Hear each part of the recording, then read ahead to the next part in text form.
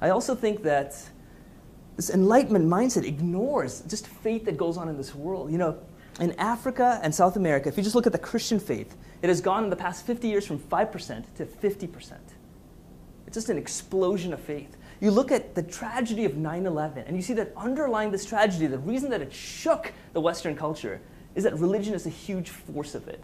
It is a force that you cannot hide and pretend that education will solve. There is another part to us than just reason, than just things you can write down and prove. But you know, the Enlightenment, they have an answer to this. The Enlightenment claim has an answer to this. The answer is more knowledge. Right? You know what? We haven't understood the mind yet. When we understand the mind, when we get that knowledge, then these issues of religion and faith will fade away. Oh, there's more knowledge that's needed. When we understand genes, when we understand our chemical structure of our body, then that will explain the way we think about faith and religion. That's what's really going on. It's more knowledge that's the answer. And you know what I really think about this thing? I think it is a model that is an old one. I think this concept of enlightenment being the model is an outdated model. Here is a quote from the Grand Design. It says, "When a model is found lacking, a common reaction is to say the experiment was wrong. That doesn't prove to be the case. People still often don't abandon the model, but instead attempt to save it through modifications." We see this in physics, that once something was over, when Niels Bohr came up with the idea of the atom, it was radical. Right? When this idea of Schrodinger's and the idea of Einstein, it shook the model of what physics was. And so instead of just trying to patch the old one up, we have to realize we have to move on to the next one.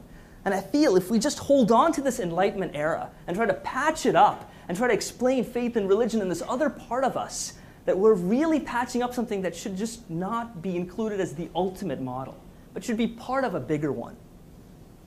Now, let me be really clear. What I'm not advocating is throwing the Enlightenment away.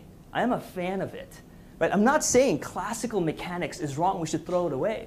I'm saying there should be a better model, quantum mechanics, something bigger, something that takes classical mechanics and enfolds it into a bigger model that makes more sense. To just hold on to the fact that reason alone is the right way of doing it is a dangerous game to play.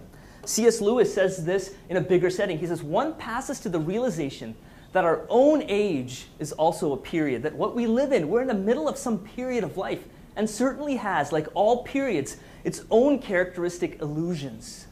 They are likeliest to lurk in those widespread assumptions which are so ingrained in the age that no one dares attack or feels it necessary to defend them.